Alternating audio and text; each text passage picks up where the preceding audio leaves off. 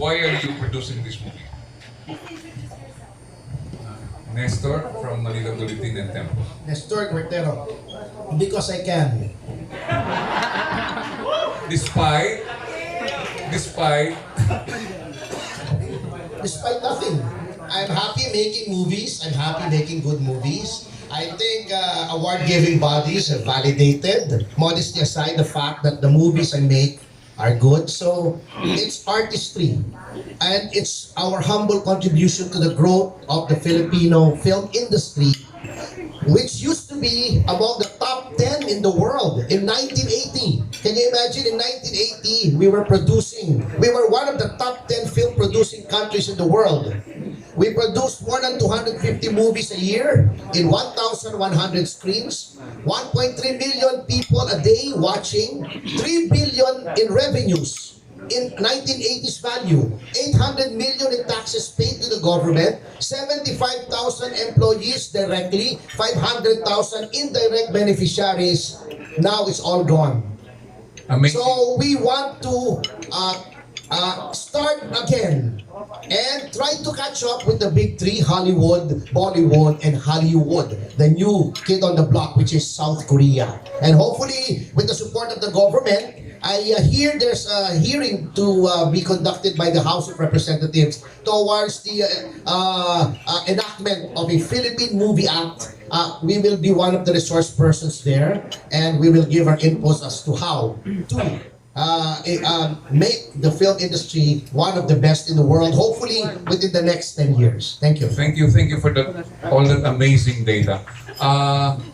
You mentioned that this is going to have this is a cooperation between the Philippine government and the Czech Republic government. What kind of participation are they going to? Are they investing in the film? What are they going to do for the film?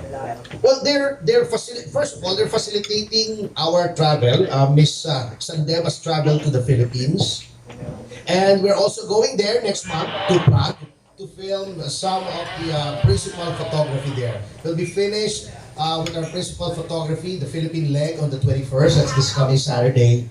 We're just gonna take a break, allow Miss Sandeva to recuperate from the grinding schedule, and then we're going to go to Prague on February 7. Hopefully, if all visas are approved, and shoot for 6 or 7 days there to take advantage of the winter scenery, because the weather here will play a large part in the symbolism of the movie. The title itself, Spring in Prague, is symbolic. It has historical allusions to the aspirations and the eventual fulfillment of the dreams of the Czech people for independence, which parallels our own struggle for independence. So this is not just your run-of-the-mill, ordinary rom-com. It has historical allusions. It has a social commentary on communism and democracy and the advantage of democracy over an oppressive communist regime. Thank you. Prague has a religious connotation. Are you going to include that? Meron po, yes. There will be a scene, of course, we all know about the Santo Niño de Praga. There will be a scene involving that. It's going to be, without giving much away, that will be pivotal in the plot development of the movie. And I think you can ask Eric that if he has something to add. Yeah, Eric. Ay, nakuha mo na ba yung prize money mo? Papa. Okay, next is Pocholo, Concepcion. Hi, attorney. I noticed that you said kanina that Eric Ramos is part of your team. What's it about Eric, aside from he's winning the best screenplay in Mama Sapana? What do you like about Eric as a writer? Malakas ang sex appeal ni Eric eh. Actually, it's a team that has already worked. The team up, our team up with Eric as screenwriter, Lester Di Maranan as director, Jose Abdel Langit as associate director, and of course Paolo here, it's a team that works as shown by the success, unexpected success actually, when it comes to awards of our Mama Sapano. This is a team that believes in my vision of a movie as a collaborative effort.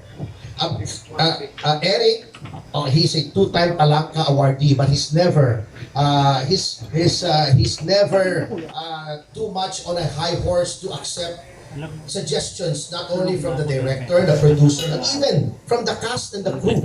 So that is what I believe in. A movie is an effort of all those involved, including the cast and even the crew. When it comes to camera angles, etc., etc., this is a team that works. And if a formula works, you don't abandon it. You don't change it. There's a saying, if it ain't broke, don't fix it. So that is why this is the same team, basically. And this is going to be the same team over and over because we already have 2 or 3 other movies lined up for this year, aside from Spring in Prague. So far from becoming bankrupt, we are going great guns, ladies and gentlemen. Thank you. Before I give the microphone to Janice Navida, I'd like to ask the beautiful lady here beside Paolo. Can you tell us more about yourself, please? Want to? Hi everybody, and I will tell you something. What I changed this morning is magandang araw po, and thank you very much for having me here. I really appreciate it.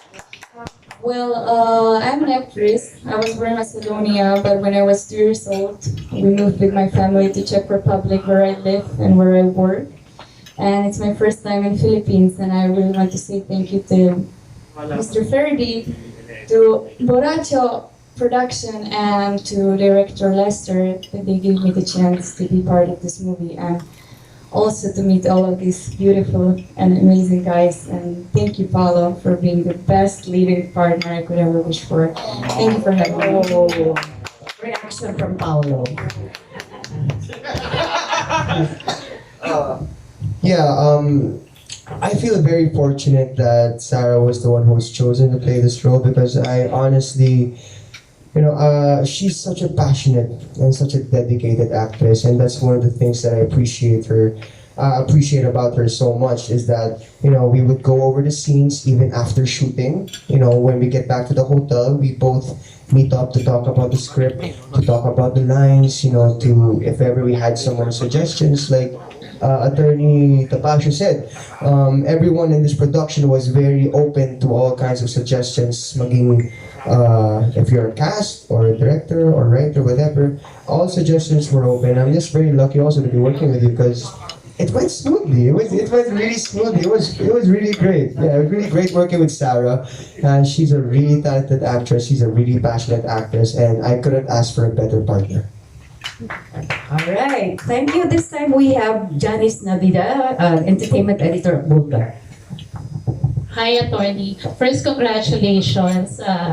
Even though Mama Sapano didn't make it to the top 1, at least you have a follow-up movie. I'm just curious, Attorney, what made you decide to choose to do a romantic comedy film after an action film in the last festival?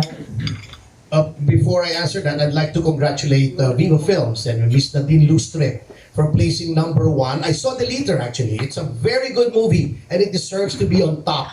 At least, yung mga medyo kaduda-dudang mga pelikula, I'm not gonna mince any words here. At least nauusan. Kasi, ang Deleter, it has awards and it has box office success. And deserved ngayon. It's a very good movie. Nadine, I was the first one to call Nadine Lustre the greatest actress of her generation, if you recall. Nagkaroon lang ng konting falling out because of what happened with Viva, but that's water under the bridge. And now, she has shown that she still has box office clout after the lack of success of Ulan and Indak, and nakabawi siya. And congratulations, Viva Films and Miss Nadine Lustre. It was a well-deserved win for the awards and a well-deserved success at the box office. Now, to answer your question, as a newcomer, I want to make movies first in all genres. So, meron tayo in Deception, which was some sort of a psychological thriller. Nandun yung Mama Sapano, action siya, action drama. Rom-com naman, but with a difference. A rom-com with depth. A rom-com that has allusions to the history of both the Philippines and the Czech Republic. So, isang rom-com na may not only with heart, but a rom-com with brains. And I'm very happy that the two leads here are very cerebral actors. Kaya si Paolo, sorry, nag-English nga pala ako. That's why I keep getting Mr. Paolo Gumabao because of his intellectual approach to acting. He's very intellectual. Miss Sandeva had formal training as an actress. In fact, she does stage in Prague, in the Czech Republic. She graduated, if I'm not mistaken, from the Royal Academy. Is that correct? Yeah, it's a acting school. It's a high school for acting conservatory. Yeah, so our approach to acting is formal, it's intellectual, and you can see the results when you see this. As I said, it's not your usual rom-com. Not only has it a heart and a soul, it also has brains. It will make you think. So yun ang maganda rito sa movie ito. So the shooting, attorney, is already done. Is this intended for Valentine offering? I don't think we can make it for Valentine's because we'll be shooting from the 7th in Prague. It's okay. It doesn't. Not all rom-coms have to be on Valentine's. It can be shown sometime else. And but I believe that the post-production for this movie will be much simpler than Mama Sapano.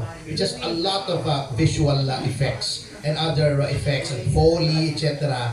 And the cinematography there was quite intricate, courtesy of Direct Paul Magsino. So, attorney, since you are shooting abroad, how much will it cost you? More than I care to spend actually, pero it's okay because this is a movie that has to be done.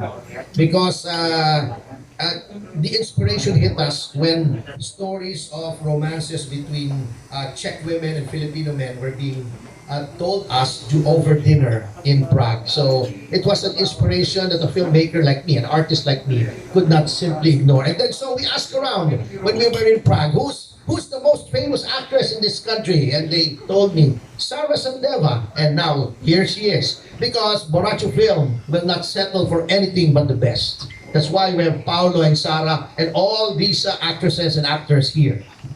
Actually, attorney, last question na lang. I'm just curious, how were you able to meet Sarah? Through a dating app. No, just kidding. We reached out to her management. She was shocked. Joke.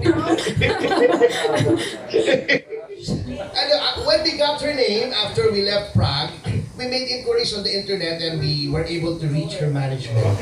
And that was Micaela. And then actually this is another movie that was almost not made because of some complications, because of the long distance LDR, long distance relations between Borracho and her management in Prague. But we persisted, and now the rest is history. Miss Sandeva is here. She's making a movie under a Filipino production, a movie meant for international release. So all's well that ends well, and I'm happy that she's part of this movie. Thank you. Thank you, attorney. But you know, you are my favorite producer. You know why? We don't have to ask you intriguing questions. Ikaw na po yung nagsasabi. Ikaw na yung sumasagot, attorney. Correct. Okay. Before I again give this microphone to Lea Salterio, may I ask Sarah again? Since it's your first time to come to the Philippines, first time to work with Filipino co-actors, how do you find the men around? And my follow-up question is, is there a possibility for you to fall in love with a Filipino guy? Well, I don't know because I'm taken and my boyfriend is waiting for me in Prague, so no. How sad. Okay. But Marushka, my role, I think she fall in love with Filipino culture, with Filipino guy and everything about Filipinos. So no worry, at least one of our gonna do that, but not me. All right. Thank you so much, Sarah. And Yeah, when here's it comes Lea's- to love, there is no ifs. Love is love, no ifs. May ano talaga pahabol. Here's Lea sa Derek. Hi, good afternoon. Can I ask Sarah? Hi, welcome to the Philippines. What have you heard about the Philippines before coming here? And have you been familiar with some of the Filipino actors even before? Mine was gonna be honest, no, because in Prague there are not so many Filipinos, and I always meet because actually where I live we have a massage spa next to our apartment, so I'm going there, and there are Filipinos women, and they were always so nice to me, so kind. And when we arrived here with Michaela, with my manager, the first thing what we said is that you guys are really kind to me and really nice, and I mean I never felt on set that I would be alone or like, you know, stressed or something because of all of these people. So yeah. Yeah, aside from the massage therapist, sorry, what have you heard about the Philippines before coming here? I didn't have a chance to talk with someone about Philippines, honestly. So nothing. When Misha told me about this movie, then I started a little bit like searching up more, and I went many times to Philippines embassy in Prague. So that was my first time when I met someone. How was your 1 week? You've been here for what, a week or more? I think it's So how has it been?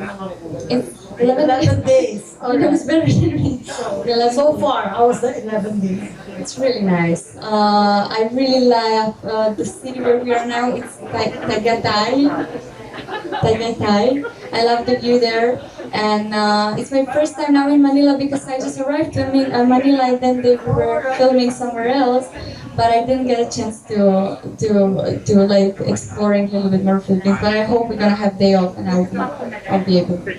So far, you've shot in Tagaytay and in Puerto Galera. Yes. Oh, all right. Thanks. Thank you.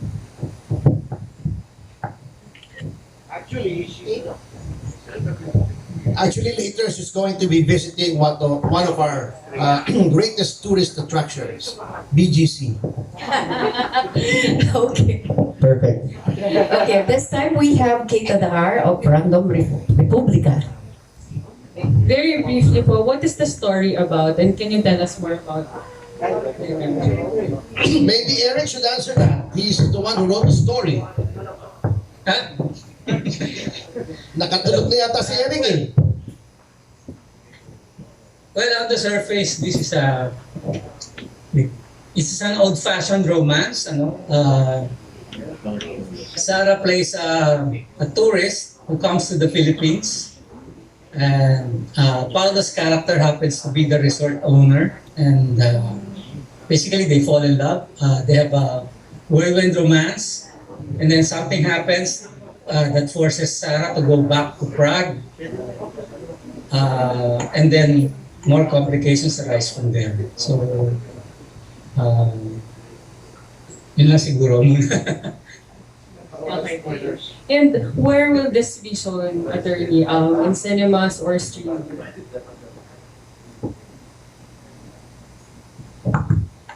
I would rather have it shown in cinemas first because the panoramic sites of both Puerto Galera and Prague deserve the big screen treatment. I mean, Prague, if the natural beauty of Puerto Galera contrasted with the old world charm of Prague, Prague has to be seen to be believed. For me, my personal opinion is it's the most beautiful city in Eastern Europe, if not in all of Europe, because of the varied architecture. You go to Prague, you'll fall in love with the place and the women. It has the most beautiful women in the world. I dare say that.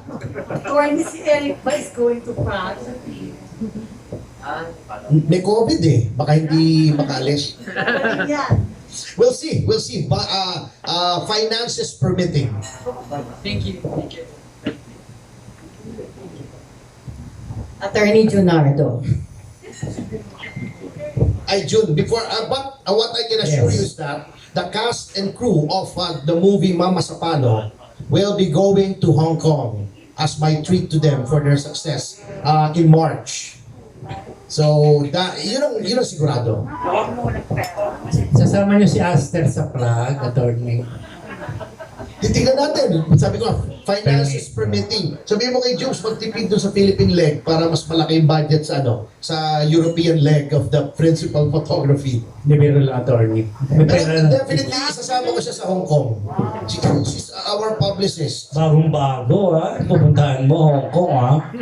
Attorney, kidding aside, bukod sa story, ng love story ng dalawa, papakita niya ba yung mga joints sa Prague na famous sa mga sites? Attorney, makikita ba dito? Baka hanapin ng mga... Yes, definitely, of course.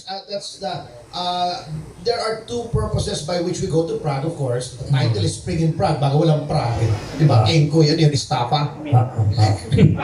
Ano, Juan? Spring in Prague, walang Prague. Anyway. Yes, attorney. Of course, we will show all the good sites, and Sarah is advising us on what to show. Okay. On what to show about Prague, the sites. And of course, we will be going there in winter as a symbolism of what is going on with their lives. So they fall in love here.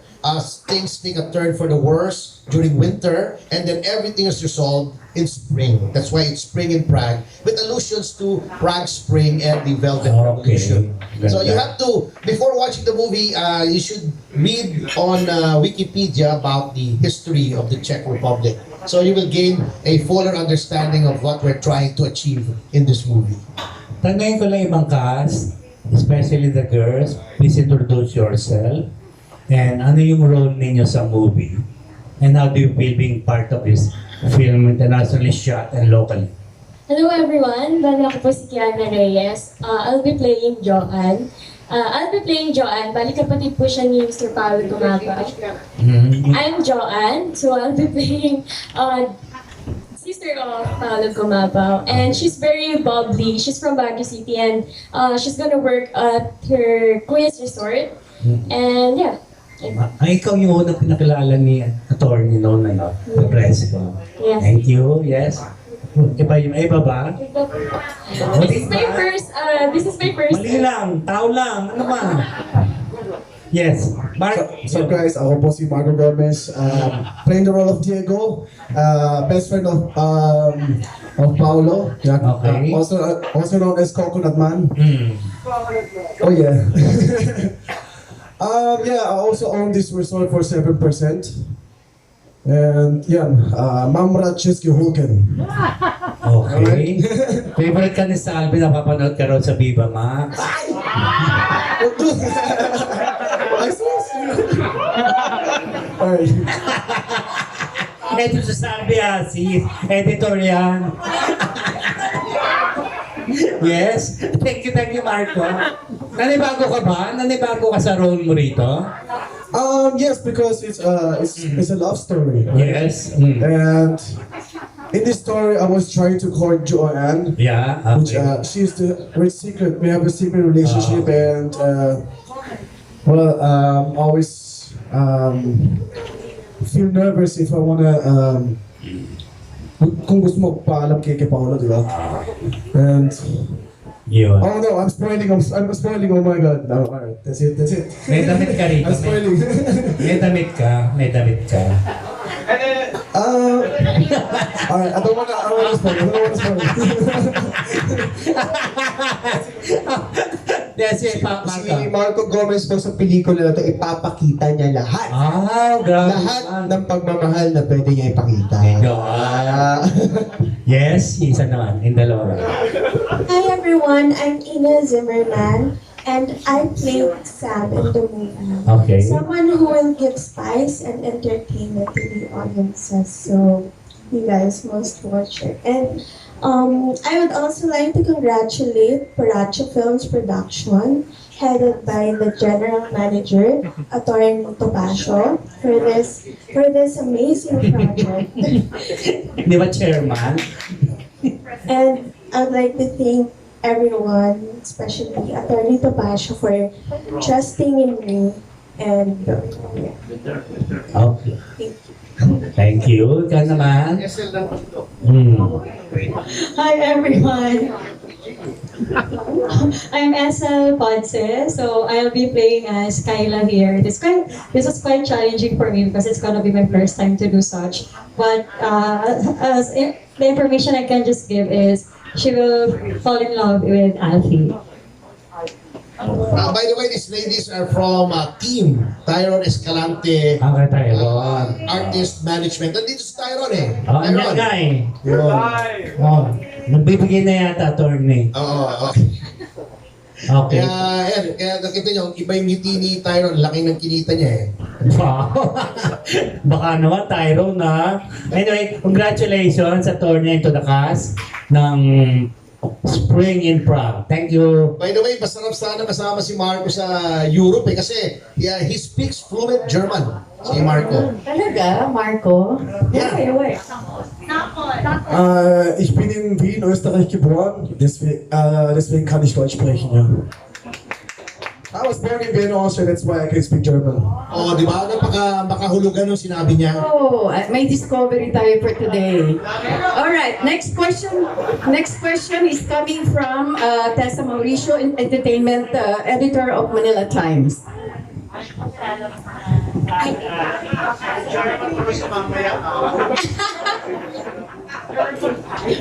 German Cup. Yes, good afternoon, everyone, and hello, good afternoon again, Attorney Topacio. I just wanted to ask first, Sarah, what your impression of Filipino men are.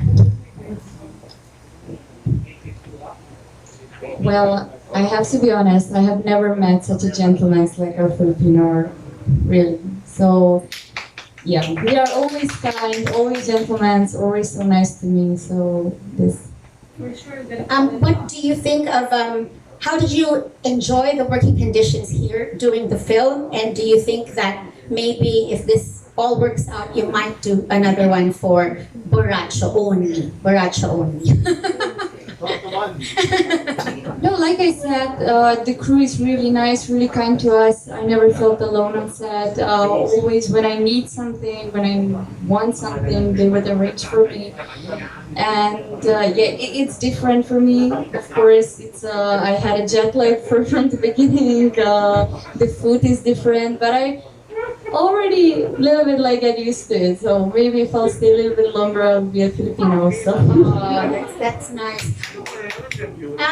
I just wanted to ask among your work, past work, so we can do some research. Which one are you most known for? I mean, or the work that you're most proud of? Well, I don't think it's just one project because my career started when I was 14 years old, and since then I have done like more than 35 projects, I think. So, but yeah, my manager, she's also a producer, and I think we have done together really good movies, and I'm really proud of it. And then, but I'm really proud of one project which was filmed in Serbia. It was my first TV series also in Serbia, another country. So yeah. Thank you, and thank you very much. Enjoy the rest of your stay in the Philippines. Thank you, and I love your dress. Thank you. Happy New Year. Thank you. Attorney Topacio, I just wanted to ask po, sabi nyo, you will be highlighting, besides the rom-com, the relations between the two countries, no? To the Czech Republic and the Philippines. What is so special about the relationship, the friendship of the Philippines and the Czech Republic? One thing about me, one thing that stands out is that we started diplomatic relations with the Czech Republic, which was then Czechoslovakia, in 1973. That was the height of the Cold War, if you recall. Those of you who are old enough to remember, not Sarah, she's very young. 1973 was the height of the Cold War between the Iron Curtain countries, the Soviet bloc, the USSR, the Warsaw Pact, and the Soviet bloc countries, and the United States. And as you know, in 1973, we were very close diplomatically to the United States. And Czechoslovakia, although not part of a Warsaw Pact, was part of the Soviet bloc.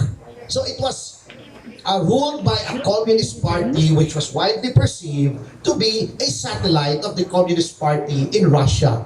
And nonetheless, hindi political to ha, I'm just stating a fact. Nonetheless, the Marcos government then saw it fit to open diplomatic relationships with Czechoslovakia, notwithstanding the fact that it was a communist state. And now, since the Czech Republic is the successor in interest insofar as state relations are concerned between the Republic of the Philippines, the diplomatic relations persist. Now, the Czech Republic is now separate from the Slovakian Republic, but and it's now a democratic state, and relations could not be better between the two countries. And this film aims to celebrate that. And what better symbol could there be of good relations between our peoples than the beauty of Miss Sara Sandeva? Oh, by the way, can we ask Miss Elena Koslova to say a few words? She's joining us on Zoom. Elena? But I think she's another word. No, there she is. Hi, Elena. We're all here, and could you say a few words to our guest from media? Excuse me po, mahirap kasi yung signal. Elena, we're here. Could you say a few words to our friends in media? Can you see us? Excuse me? I can see you guys well. It's the volume. If you could speak a little louder, I'd be very happy. Okay, I said, could you say a few words to our friends from media?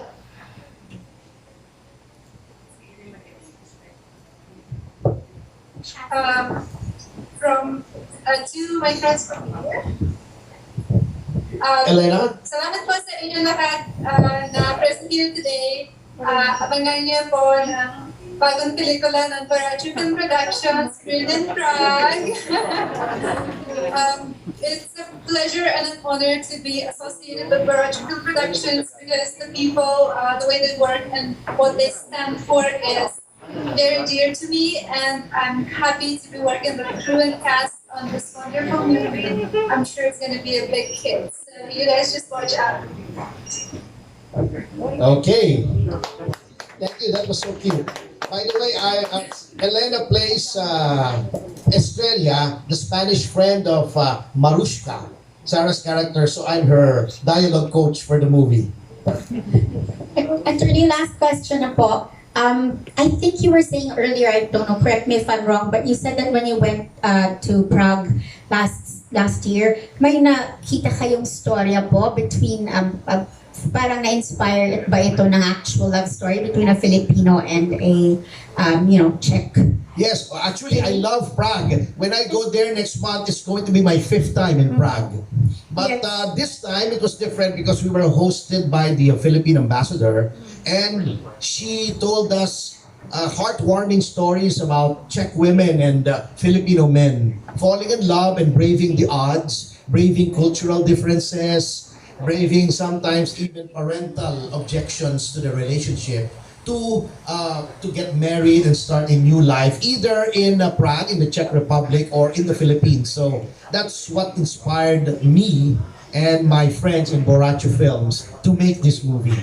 So it was really nice, and now that I'm doing it, it really feels so good. Thank you. That was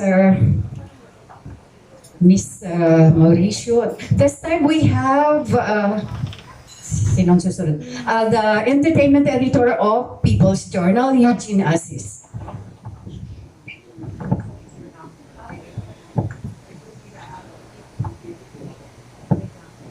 Hi, good afternoon. My first question is for Attorney Topacio. Attorney, you're very busy. Anyway, I really admire your being intelligent, outspoken, brave. In every which way you put your hands into. Anyway, my hands have been in a lot of places actually. I believe that. Anyway, Is this movie your way of opening doors for Borracho film to the international market? Yes, actually, that's part of the agenda because as I was telling Tita Leia earlier, because she was here early, you know, of course, we should be justifiably proud of Filipinos starring in foreign productions. But what should equally give us pride as a nation is having foreign actresses, very good foreign actresses like Elena and Sarah, to star in Filipino productions. It should go both ways. We were international before in the 1980s. You remember the Lebron films owned by the Bagong Chuas? They produced local movies but with an eye to the international market. That is one way of